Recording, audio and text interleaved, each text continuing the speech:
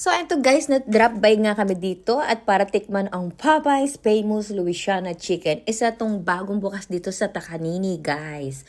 So, tara, tikman natin. So, parang nabusog naman ako, guys, kasi naman may dalawang gwapo dito sa harapan ko. O, tingnan nyo, guys. O, diba? Parang nabusog na yung mga mata ko. Ay, nakalimutan ko. Dito pala si Kama sa katabi ko. Oh.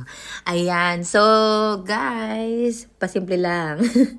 So, ayun, dumating na ang order namin, guys. So, tingnan mo, sarap na sarap. Ano nyo ba, guys? Mouth-watering, juicy, and crunchy with Louisiana flavor, guys. Isa tong mga American restaurant at talagang napakasarap niya with authentic sauce, guys.